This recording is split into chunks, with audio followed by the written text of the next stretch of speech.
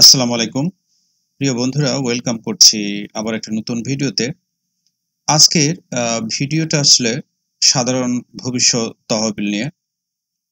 সাধারণ ভবিষ্যৎ তহবিলে মাসিক যে চাঁদার পরিমাণ, এটা আসলে জুন মাসে বাড়ালে কি হবে এবং জুলাই মাসে বাড়ালে কি হবে। আচ্ছা, এই নিয়েই আজকের ভিডিও।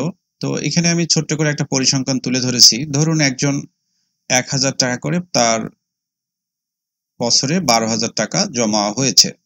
আমরা একটা রিপোর্ট দেখি এখানে, তাহলে তার দেখা যাচ্ছে যে বছরের জমা ১২,০০০ এবং বছরের মুনাফা ৮৪৫ টাকা এবং এখানে সবসহ ১২,৮৪৫ টাকা। এখন যদি কেউ জুলাই মাস থেকে ৫০০ টাকা করে বাড়িয়ে দেয়, তাহলে আমি এখানে ১,০০০-এর পরিবর্তে এখানে ১৫০০ করে দিলাম।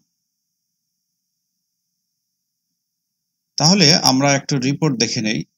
রিপোর্টে দেখা যাচ্ছে যে এখানে ১২০৩ টাকা মুনাফা চলে এসেছে। আর কি দাঁড়ালো, যেহেতু আমরা জুলাই থেকে ৫০০ টাকা বাড়িয়ে দিয়েছি, কিন্তু জুন মাসে আমাদের কিন্তু ১,০০০ রয়ে গেছে। তাহলে জুলাই থেকে যদি বাড়ানো হয়, সেখানে মুনাফা পাচ্ছি ১২০৩ টাকা। এখন যদি আমরা জুন থেকেই ১৫০০ টাকা করে দেই,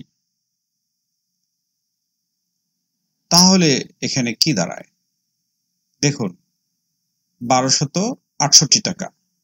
তাহলে আপাতত এইটুকু বোঝা যাচ্ছে, আমরা যেহেতু জিপিএফ এর টাকার অনেকেই জুলাই মাসের ইনক্রিমেন্ট পাওয়ার পর বাড়িয়ে দেই, সমস্যা নেই, কিন্তু জুন মাস থেকে যদি বাড়ানো যায়, তাহলে এর মুনাফাটা বেশি পাওয়া যায়। তো বন্ধুরা, এই ছিল আজকের জিপিএফ, যে আসলে কোন মাসে আপনি বাড়াবেন, কোন মাসে বাড়ালে ভালো হয়, সে নিয়ে ভিডিও।